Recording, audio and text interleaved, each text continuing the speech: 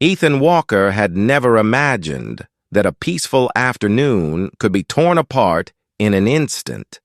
But in Brighton Ridge, sometimes a single suspicious glance from someone was enough to turn the world into a place ready to condemn a black man simply for existing where they believed he did not belong. His $1.3 million home sat quietly on the gentle hill, the blue pool slicing the sky and half the glass windows reflecting the Colorado sun like cold mirrors. Yet even that beauty could not erase the feeling of being watched that slipped into every breath. He had grown used to it, used to suspicious looks, used to the invisible distance his neighbors unintentionally or deliberately erected from the day he moved in. Still, he never imagined that feeling could turn into something real, immediate, and brutally direct. Ethan was 40 years old, carrying the calm face of a man who had weathered enough storms to understand that success was not a shield. He came from a cramped apartment in East Denver, had spent years grinding in a tiny room, barely big enough for an old wooden desk, writing lines of code with the determination of someone who refused to accept the fate assigned to him. The software company he founded was acquired before he turned 35, giving him a life his parents had never dared dream of. The electric car, the intricate watch, the elegant house all were results of persistence and talent, not luck or sudden opportunity. But Brighton Ridge did not care about any of that. They cared about one thing, that Ethan Walker was the only black man in the neighborhood. The first time he realized it was on his first morning there. As he jogged past Linda Collins's house, her cream-colored curtains twitched like the blink of someone spying.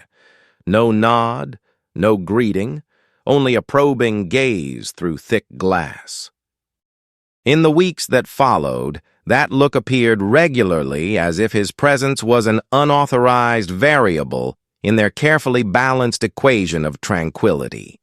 By the second week, patrol cars began to show up. 3 to 4 times a day they drove slowly past his house, as though searching for evidence of a criminal. They never stopped, never asked questions, only glided through the silence with heavy meaning. Ethan knew this kind of patrol. It was not protection. It was warning, a vague but piercing message that they were watching him. By the third week, HOA complaint letters began appearing in his mailbox.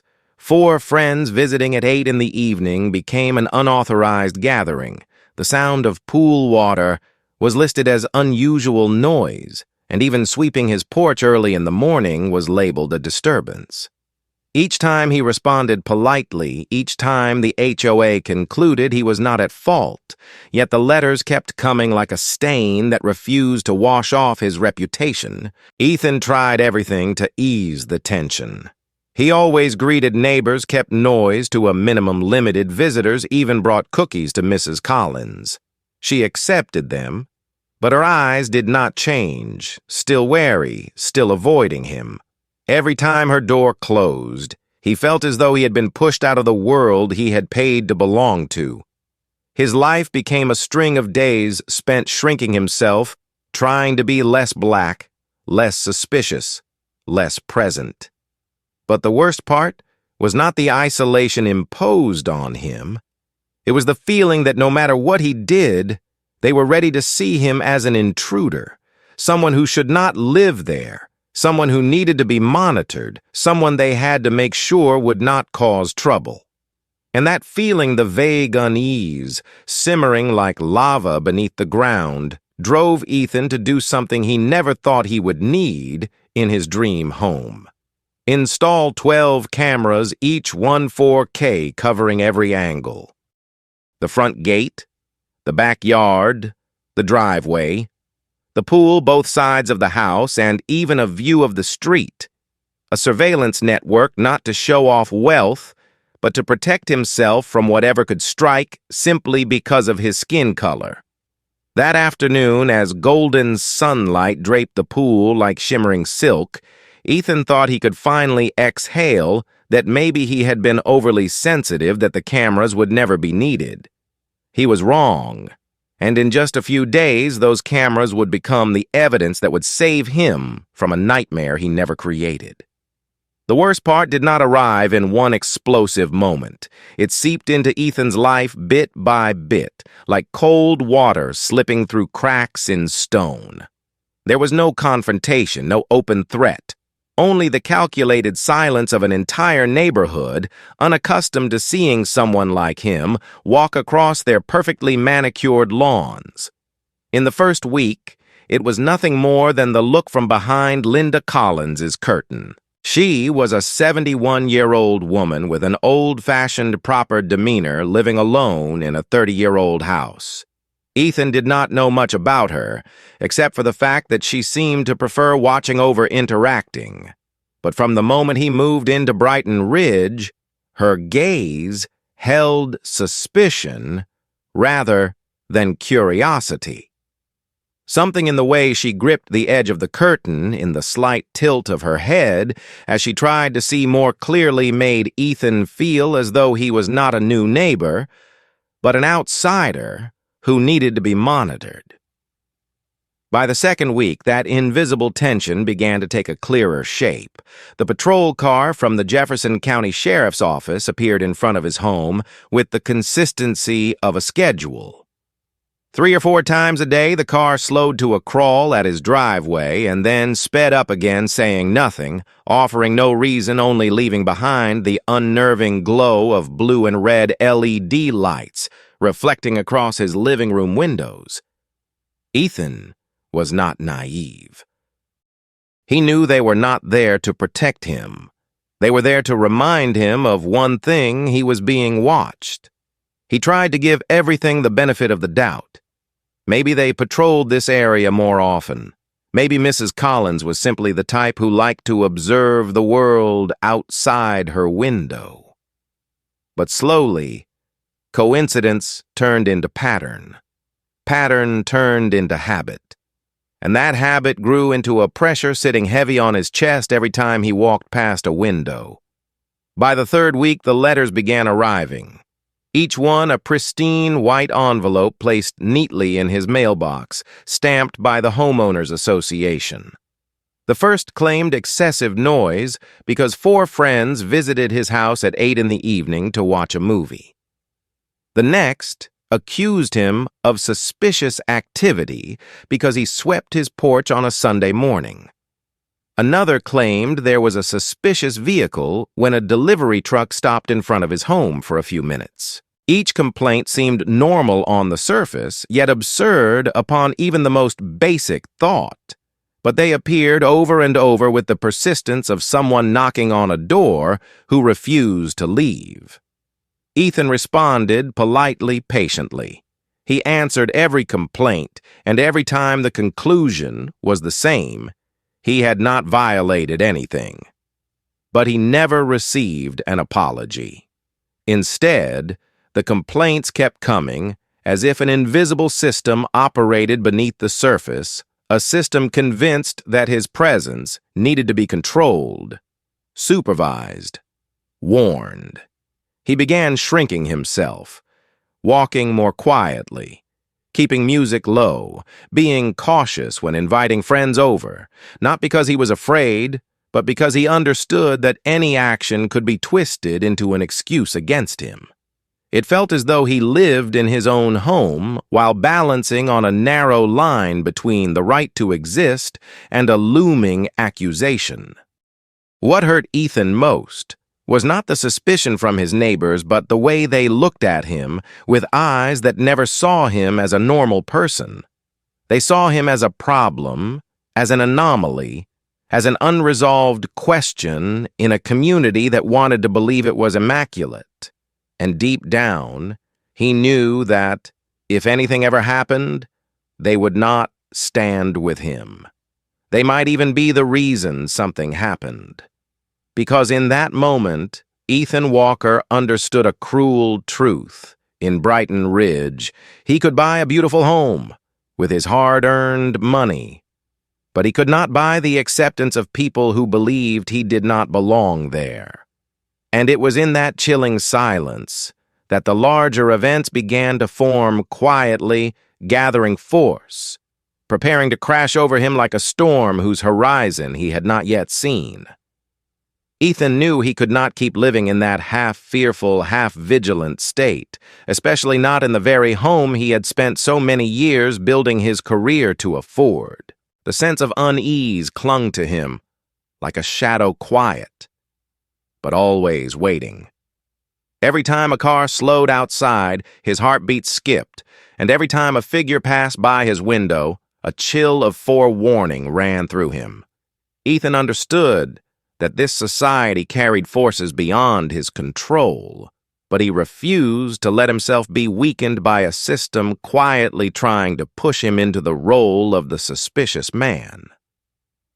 One afternoon, he stood in the middle of his living room, sunlight cutting through the wide glass and falling directly onto his face as he weighed his thoughts. The idea had started as nothing more than a passing notion, but as the feeling of being cornered grew stronger, Ethan knew he needed to prepare, not to retaliate, but to defend himself. He had lived long enough to understand that sometimes the truth needed to be recorded before it could be twisted, and in Brighton Ridge, that could happen at any moment. Ethan called a private security company.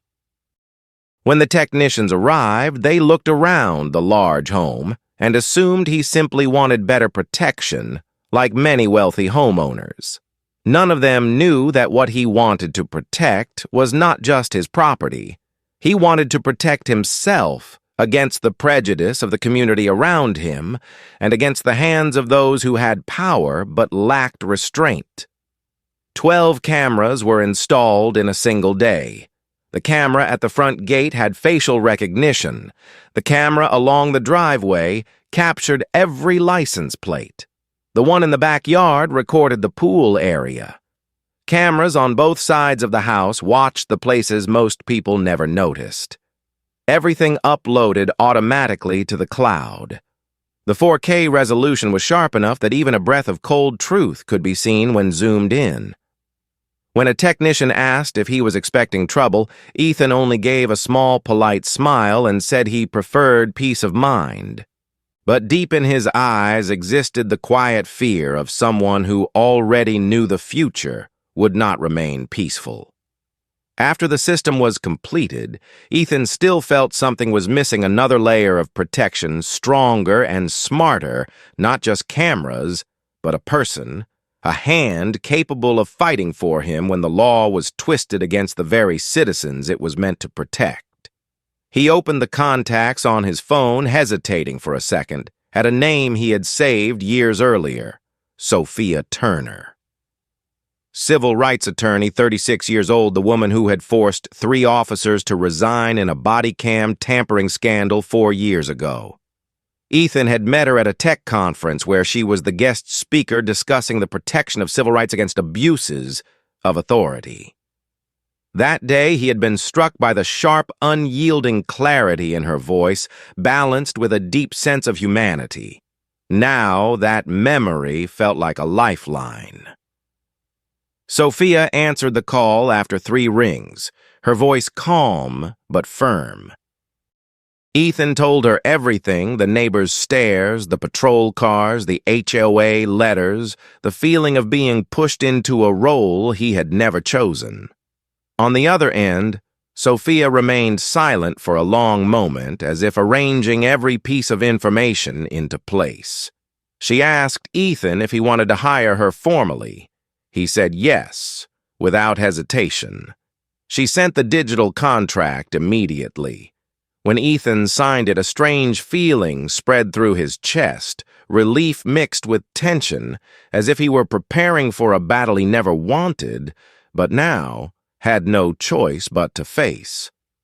Sophia requested a retainer of $20,000. Ethan sent it at once. Then she gave him one instruction more important than all the rest when approached by any law enforcement officer: do not explain, do not argue, do not try to convince them of anything, just say her name. That was all he needed, and for the first time in weeks, Ethan felt he was not entirely alone. He closed his laptop, poured himself a glass of water, and stood in the living room flooded with golden sunset. The camera network was ready. The attorney stood behind him.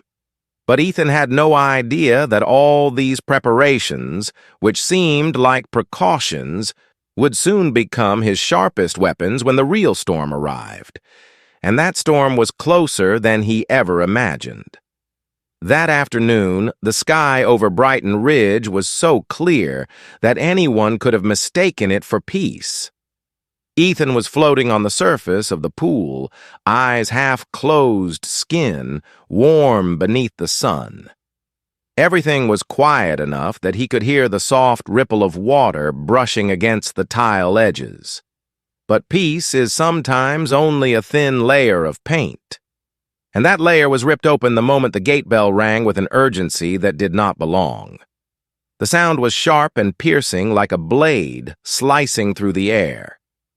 Ethan opened his eyes.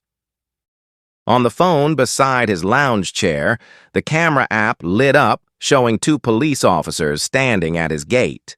One was tall and heavily built, with arms like a football player's sunglasses covering half his face. The other was younger, visibly uneasy, his eyes flicking toward his partner as if waiting for orders. Ethan glanced at the nameplates on their uniforms, Grant Miller and Kevin Diaz. A chill ran down his spine. There was no reason for them to be at his home at that hour. No reports of theft, no noise, nothing but 2 uniformed men radiating hostility. Ethan grabbed a towel and walked to the intercom. A voice amplified with authority boomed through the speaker, Jefferson County Police Department. "We need to speak with you." About what Ethan asked, keeping his voice as calm as possible. The reply was flat noise complaint, open the gate. Ethan looked back at the pool. No music, no guests, no disturbance. The nearest house was more than 100 feet away. Everything was as silent as the water he had just floated on. But he understood something important. When they wanted to come in, the reason was only decoration. The truth was irrelevant. Ethan unlocked the gate. The metal slid open with a scraping sound that felt like an omen. He waited on the driveway as the 2 officers stepped inside their shadows, stretching across the ground like dark wounds. Grant Miller stopped about 10 feet away. He looked Ethan up and down, as though examining a flawed object. "You live here?" Miller asked, his tone clipped. "Yes," Ethan replied. "How can I help you?" Miller jerked his chin in a gesture dripping with disdain. "Prove it." Ethan paused for a second. That was not a question. It was an order. And the bitter truth was that it was not the first time in his life he had heard those words. "I need my identification. It is inside the kitchen. I will go get it." But Miller stepped forward, his hand sliding close to the holster at his waist. "Why do you need to go inside? What are you hiding in there? Keep your hands where I can see them." Kevin Diaz watched the scene unfold, a flicker of discomfort crossing his face. But he said nothing. He did nothing. And that silence was more frightening than any threat. Ethan slowly raised both hands to show he was not holding anything. The towel slipped off his shoulder, falling onto the hot concrete. "I am not hiding anything. You asked for identification, so I need to go inside to get it. I have done nothing wrong." Miller stepped closer, his breath smelling of coffee and cigarettes blowing directly into Ethan's face. "You are being detained. Turn around, hands behind your back." Ethan froze. Detained for what? Miller answered instantly without hesitation, resisting a law enforcement officer. Before Ethan could react, Miller spun him around and yanked his arms backward. The metallic click of the handcuffs was so sharp it made Ethan's chest tighten. He did not resist. He did not raise his voice. But the humiliation cut into him like ice. Out of the corner of his eye, Ethan saw Mrs. Collins's curtain lift. She stood there watching him being handcuffed in his own driveway like a criminal. No shock. No attempt to intervene. Just quiet observation as if she were witnessing something she had always believed would eventually happen. Kevin Diaz avoided Ethan's gaze. He stared at the ground, shifting one foot lightly over the concrete. Young, inexperienced, but not blind. He knew what was happening was wrong, yet he still allowed it. Miller pressed down on Ethan's shoulder, his voice lower but venomous. Men like you do not last here. For someone else, the sentence might have been an insult. For Ethan, it was a verdict. A reminder that in their eyes he never belonged in Brighton Ridge, no matter how many years he worked, no matter how much he earned, no matter how much he sacrificed. And then standing there in handcuffs under the burning heat of more than 100 degrees, Ethan remembered Sophia Turner's instructions. He drew a deep breath, looked Miller straight in the eyes, and spoke clearly. I want to call my attorney, Sophia Turner. For a brief moment, so small yet impossible to hide, Miller's face shifted. Not full fear, but the startled recognition of a man who had just realized he had picked the wrong target. Grant Miller had no idea that the name he had just heard would soon destroy everything he had built. And Ethan, even while restrained, understood one thing. The battle had begun, and this time, he was not alone. Miller tightened his grip on Ethan's shoulder for one more beat before letting go, as if trying to assert his authority one last time. But the confidence he had walked in with had already cracked. The shift was subtle, barely visible to anyone else, but Ethan, with his hands locked behind his back, could feel every vibration of it. A man accustomed to standing over others never hid his discomfort well when his power was challenged. No one spoke for several seconds. No wind, no noise from the street. Only the heat rising off the pavement and Ethan's heartbeat slow and deep. He was not hoping for a miracle. He only needed Sophia to know, and her presence alone was enough to change the direction of everything. Kevin Diaz touched his earpiece and spoke quietly. Dispatch request a supervisor. Situation needs assistance. His voice trembled slightly, something he tried to bury under a professionalism he did not yet truly have. Ethan glanced at him. In Kevin's eyes was the conflicted look of a rookie pulled into something far beyond his control, but still not brave enough to stop it. Grant Miller was different. He turned away and spoke into his radio louder, requesting the lieutenant at the scene. Possible special circumstances. The way he said it almost made Ethan laugh. Not from amusement, but from the bitter irony. The man who had just told him men like you do not last here was now shaken by the very name he had dismissed. Ethan stood still under the burning sun wrists, bound his back stinging with heat. He closed his eyes for a few seconds. That silence was not surrender. It was the moment he released his fear. All that remained was anticipation. At that moment, a phone inside the front pocket of his house buzzed 3 times the distinct alert tone of Sophia Turner. Ethan couldn't read it, but he knew exactly what it meant. She was on her way. 3 minutes later, a sleek black SUV turned into the street leading to his home, stopping cleanly behind the police car. The door opened. Sophia stepped out. She did not rush toward them like in a dramatic movie scene. She did not need to. She walked slowly, steadily. Each step measured the click of her heels, tapping against the pavement like drums announcing war. Her fitted black suit framed her strong posture, her hair tied neatly, her gaze so sharp it seemed to narrow the air around her. Grant Miller straightened his back, trying to resurrect his authority. But Sophia did not look at him. She did not look at Kevin either. She looked only at Ethan, a silent but fierce expression on her face, as if she had already known everything before she arrived. "Remove the handcuffs from my client immediately." Her voice was not loud, yet it carried. It had the type of authority that did not need volume because it was built on certainty. Kevin Diaz immediately reached for the key. Miller blocked him, but for the first time, Kevin's eyes rebelled. He murmured, "We should cooperate. That is Sophia Turner."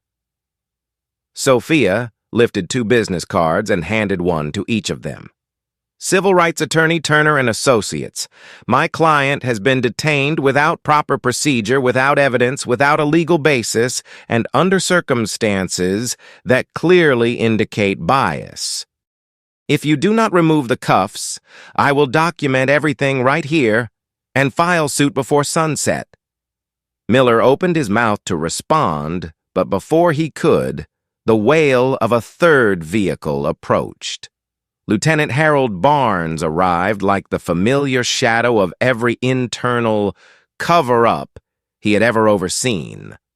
A man in his early 50s, stomach slightly heavy, hair graying at the sides. He stepped out with a practiced smile meant to look polite, but his eyes were calculating. "What seems to be the issue here?" Barnes asked, his voice soft, like a sponge soaked in dirty water. Sophia turned toward him, refusing to let him steer the conversation. "My client was handcuffed in his own driveway without a lawful cause. Both officers' cameras were turned off at the exact same time. I need an incident report. I need the call reference number. I need the identity of the complainant. And I need those cuffs removed immediately." Barnes hesitated. Not because he intended to cooperate, but because he knew the name Turner was not one he could intimidate. Kevin finally stepped forward and unlocked Ethan's cuffs. The metal leaving his wrists allowed blood to rush back into the skin, stinging sharply like needles. Ethan brought his hands forward, gently rubbing the red marks. Sophia immediately raised her phone and took photos, not asking, not waiting. Each picture was a piece of evidence, a fragment of truth they would not be able to bury. Barnes attempted diplomacy.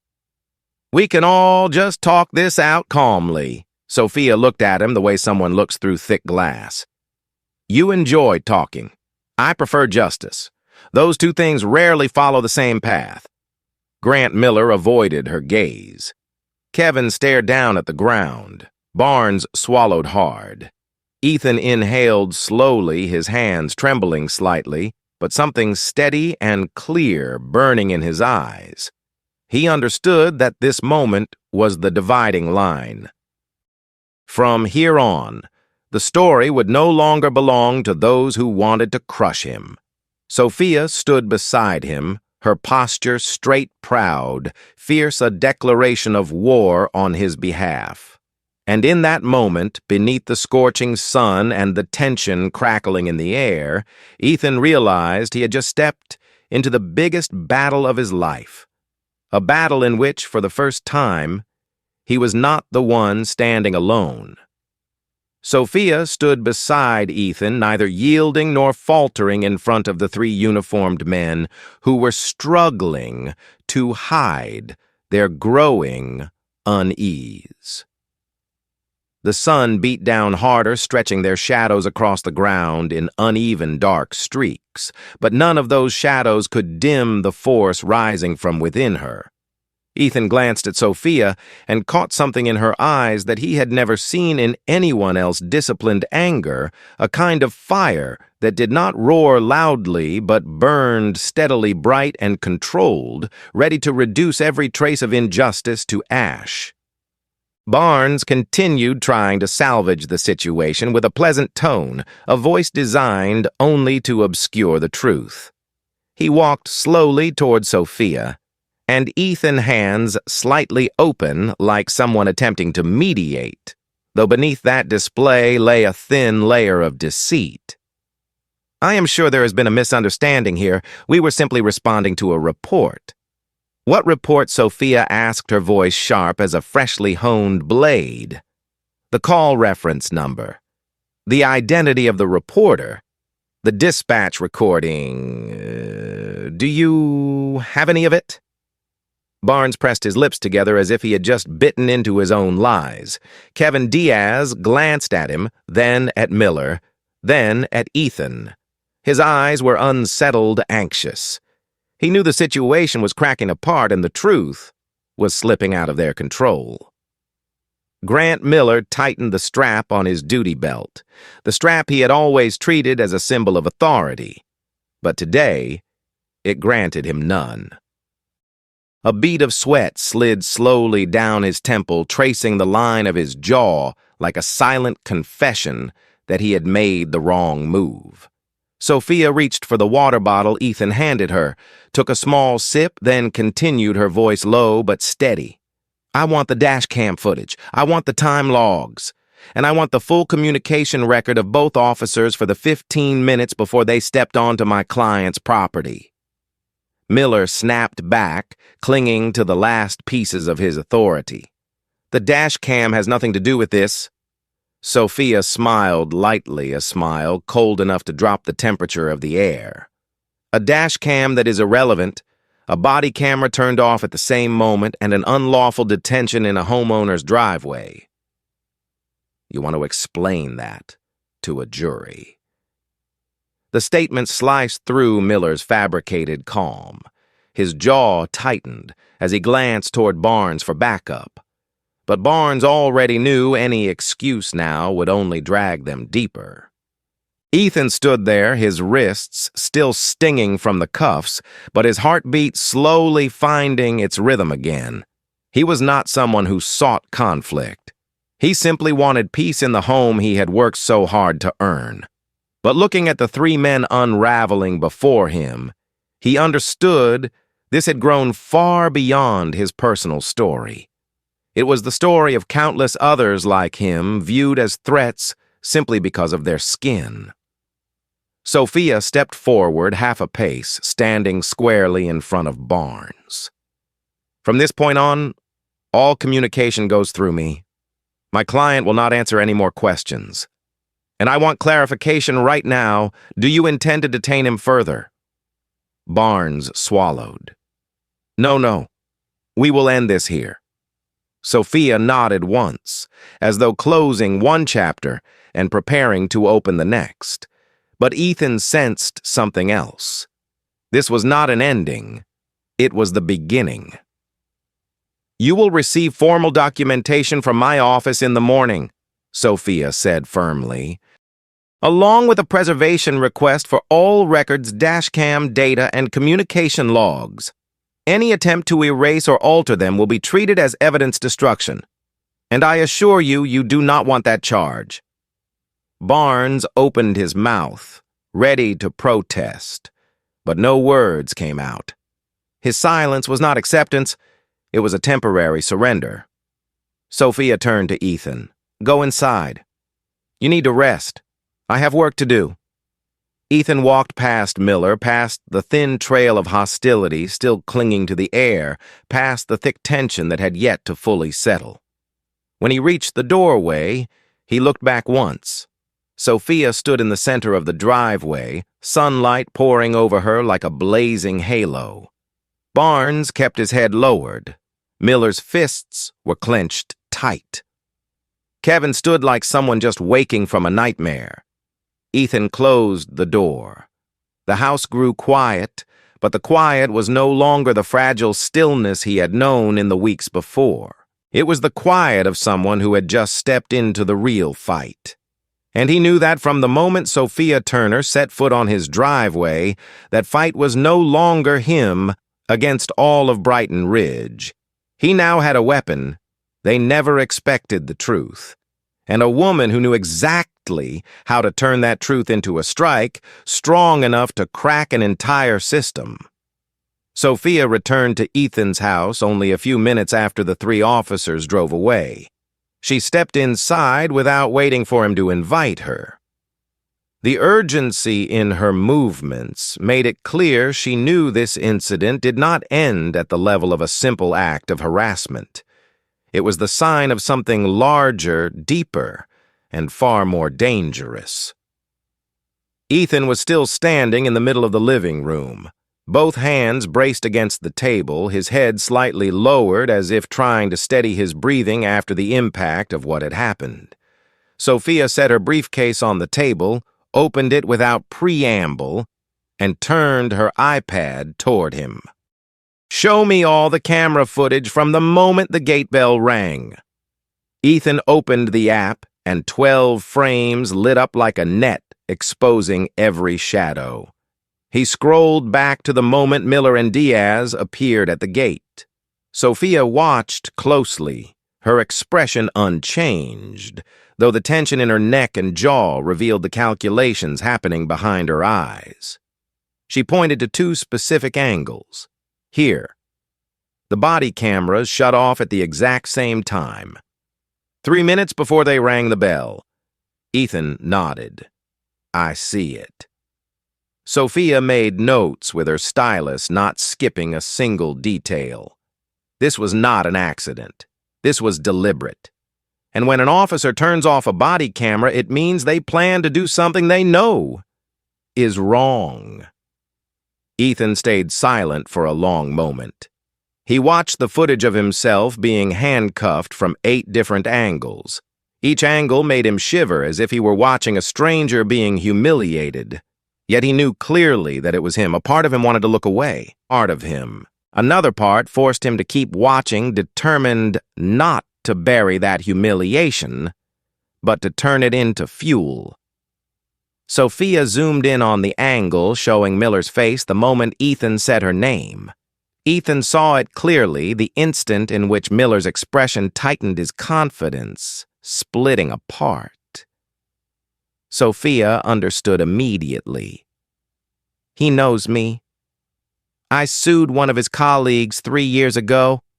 That case forced the department to pay more than $100,000 in damages. He knows exactly what happens when he targets one of my clients. Ethan felt a chill go through him.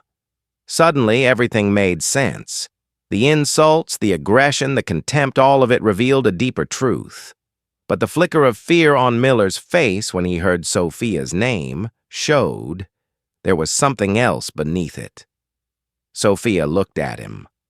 "I need you to do something tonight. Write down every feeling, every word, every action, every detail. Do not leave anything out. Memory fades faster than you think. You." Ethan nodded, his voice slightly rough. "I will." Next, Sophia pulled out a printed list. "These are the documents I am filing preservation requests for. The patrol car camera, the officers' shift schedules, the radio logs, the caller information. Once a preservation request is filed, any alteration or deletion becomes evidence destruction. If they try anything, I will take down the entire department." Ethan looked at her, seeing the sharp determination of someone who struck straight at the target. No hesitation, no fear. Sophia Turner did not follow justice. She behaved as if she were justice given form. She asked, "Have you seen them patrol like this before?" Ethan answered, "The past 3 weeks, yes, at least 3 times a day." Sophia wrote it down immediately. "That means they were watching you long before today. This was not an accident. This is a pattern." She lifted her gaze to meet his, her eyes steady and cold enough to make him stand taller. "Ethan, what happened today is not just an unlawful arrest. It may be part of a systematic pattern of harassment. And if that is true, we are not just suing 2 officers. We are suing the institution that created them and protected them." Ethan fell silent. What he once believed was a personal threat now revealed itself as something much bigger. Part of him wanted to deny it, wanted to believe this was just a single conflict. But Sophia was not someone who exaggerated. She never said anything she was not certain of. He asked quietly, "Sophia, what am I stepping into?" She closed the iPad and looked directly at him. "The truth. And the truth will never be your enemy, Ethan. But for people who have survived by living in the shadows, truth is the most terrifying thing in the world." She stepped closer, her voice softer, but even more resolute. "You installed 12 cameras because you knew one day this would come. That day has arrived. But unlike those who were swallowed before you, you have evidence. You have me. And you have your own strength, something they never recognized because they never bothered to see you clearly." Ethan raised his head. For the first time since being handcuffed, he no longer felt suffocated. He was still frightened, but within that fear, a new fire had taken hold. Sophia gathered her documents. "From this moment on, Ethan, we do not run. We counterattack. And when we counterattack, we will make them wish they had never stepped through your gate." Ethan looked out toward the driveway where the footprints of the 3 officers still marked the concrete. He tightened his hand into a fist. No more running. No more shrinking. The storm had arrived, and he was ready to strike back. The next morning, Ethan sat at his desk with a cup of coffee that had long gone cold. He did not remember how long he had been sitting there, only that the bitter smell rising from the cup felt exactly like what lingered in his chest, a heavy exhaustion mixed with a tightening resolve that felt like a fist slowly closing. He opened his laptop, ready to send Sophia the detailed note she had asked for, when the email alert popped up in the corner of his screen. It was not from Sophia. It was not from anyone he knew. It was from an unfamiliar address. The subject line made his brow tighten. "Who are you really?" "Ethan Walker." He clicked. The words hit him like a blade cutting through the air. A long article dripping with malice, accusing him of past drug involvement, financial fraud, investigations, lawsuits against former companies, every claim completely fabricated. But what stunned him most were the images attached. His house, his license plate, a blurry but unmistakably close photo taken from just a few steps outside his home. Someone had stood there to capture it. This was not distant gossip. This was a direct threat. The skin on the back of Ethan's neck went cold. The thought that someone had been close enough to watch him tightened his breath. But he stayed calm. This was not random. It was the next move in a dirty game. And he knew exactly who was moving the pieces. His phone rang. Sophia. Her voice was slower than the night before, no longer the sharp blade slicing through chaos, but beneath that calm tone was the same disciplined fury he had come to recognize. "I have seen the blog. Do not respond. Do not react. I have people tracing the IP.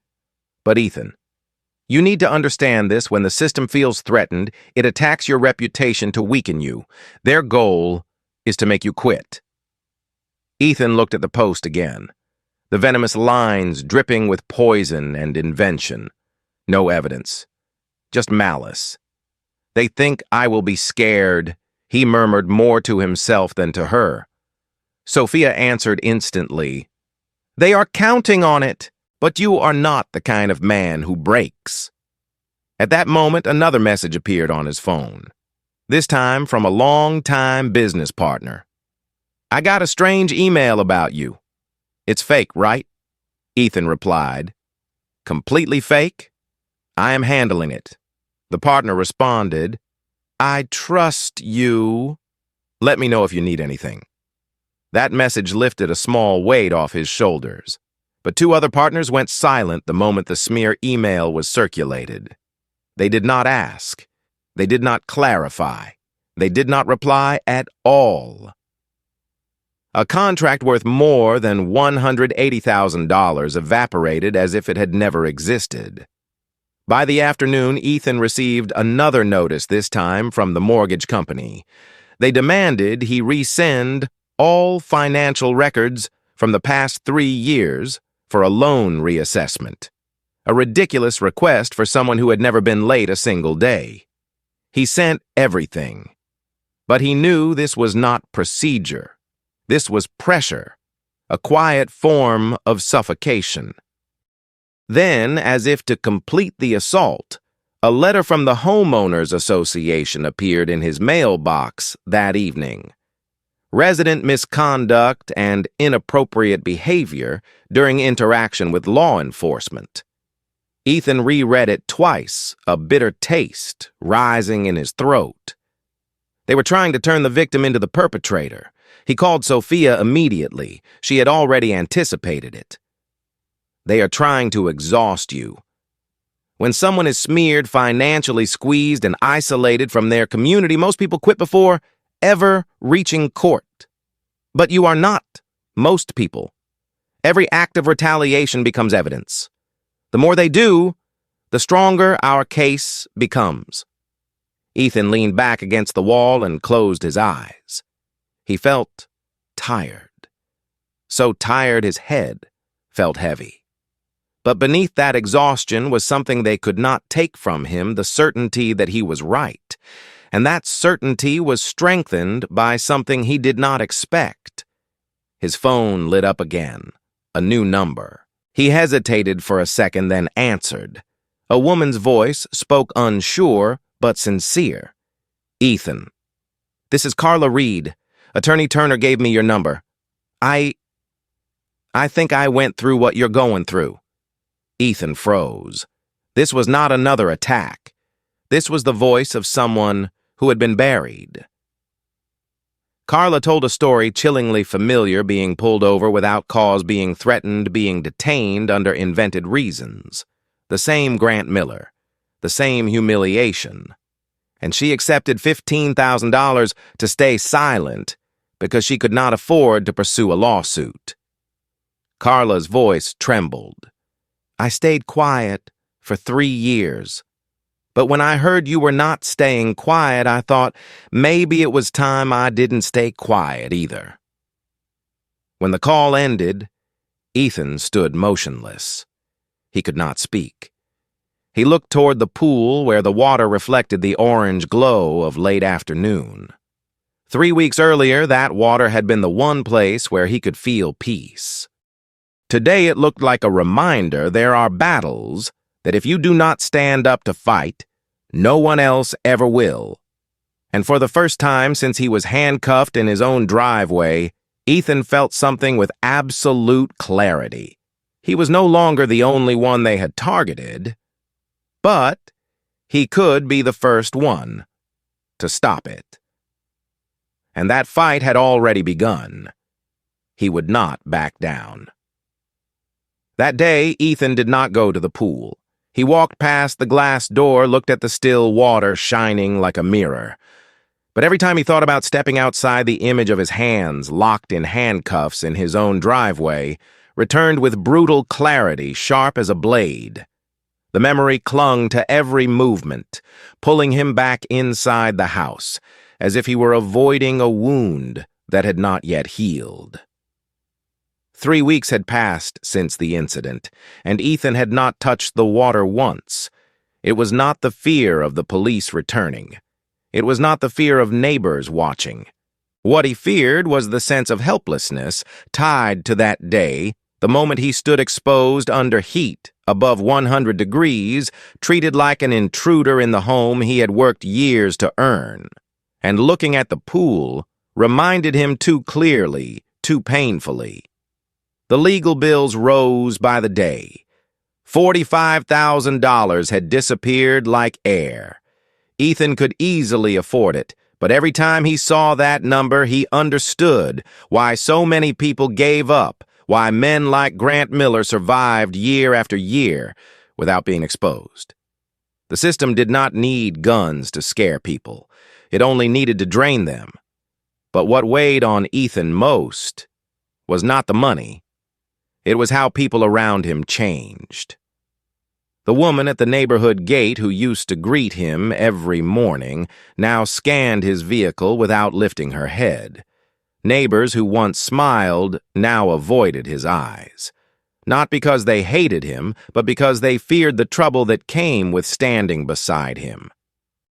One evening, as bills and paperwork piled in front of him, Ethan found himself thinking just for a moment if only he had accepted Barnes's suggestion that day, let things stay unclear, let everything slide, then life would be peaceful.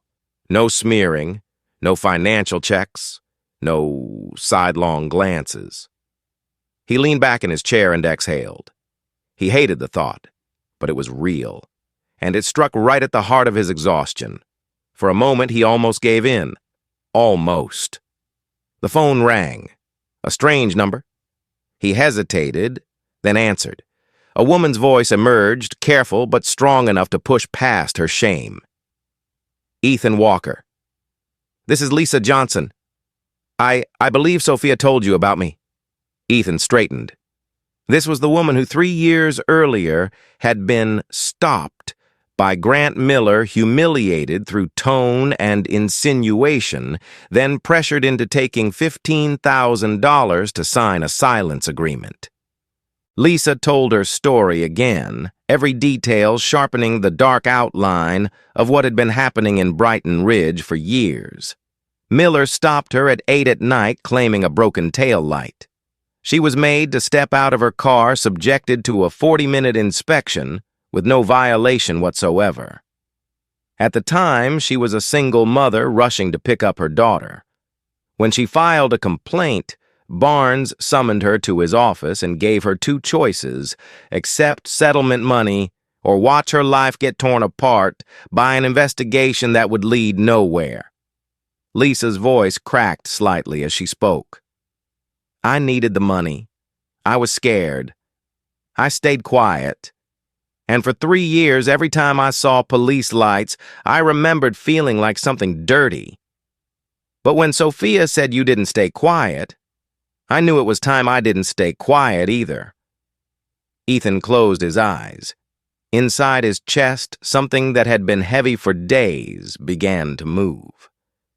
It did not disappear, but it changed shape. No longer fear. Determination. And the realization that he was no longer the only victim made him rise from his chair, placing both hands on the table as though some light had finally broken through the darkness he had been drowning in. Thank you, he said softly. Thank you for your courage. After Lisa ended the call, Ethan walked to the back door and stood looking out at the pool. Moonlight rippled across the surface, smooth and cold and silent, like a silver ribbon. It no longer felt like a wound. It had become a reminder that he had survived that day. He had stood back up, and now he was no longer standing alone. He opened the door. The cool night air brushed against his skin like a whisper. Keep going. Ethan stepped onto the patio. A faint mist rose from the water, merging with the moonlight. He placed his hand on the surface of the pool. The cold sensation made him close his eyes, as if some part of him was finally being released.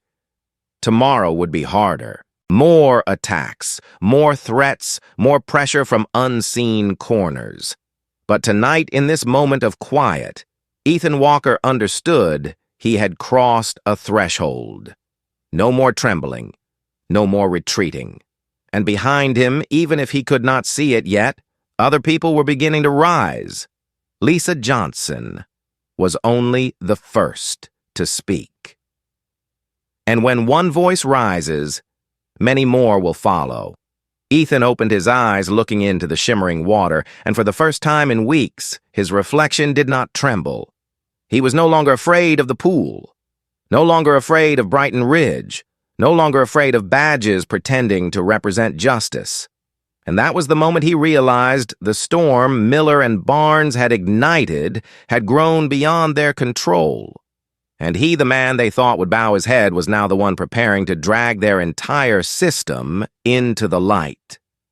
Tomorrow, he would continue. But tonight, the pool reflected a man reclaiming himself. The evening meeting took place in the conference room of Sophia's office, where the warm yellow lights softened the air enough that no one walking in felt alone. Ethan arrived first, sitting by himself for a few quiet minutes before the other doors began opening one by one. Carla Reed entered first, her expression tense, but her eyes unwavering. Behind her came Anthony Brooks, then Maria Sanchez, followed by David Brown and Sarah Martinez. Each person walked in carrying the weight of what they had endured, yet their eyes all held the same thing, the anticipation of finally being able to speak. When everyone had taken their seats in a circle, Sophia stood at the center of the room, holding no papers and needing no notes. Her voice rose, steady and clear. The voice of someone who had long been accustomed to leading conversations where the truth weighed heavier than any document. Thank you all for coming. I know this is not easy. Some of you signed agreements that forced you into silence. Some of you were threatened. All of you were harmed by the same system.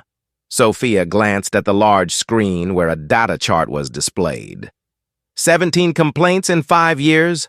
17 people just like them. A pattern of behavior clear and deliberate. And behind it, the same two names everyone knew, Grant Miller and Harold Barnes. Carla was the first to break the heavy silence. I thought it was only me. Her voice trembled, but it was not weak. Maria spoke next, frustration and sadness intertwined in her tone. I thought the same. They made me believe I was the problem. Sophia stepped closer to them, her gaze deep and serious. That is exactly what they wanted, to isolate each of you, to make each person believe they were wrong, that they were exaggerating something small. But all of you sitting here together proves the opposite. None of you were wrong. What was wrong was that the people meant to uphold the law abused their power. Anthony Brooks tightened his hands, his voice low like a stone dropping into water. I am ready to testify. If this can stop them from hurting anyone else, I will stand up.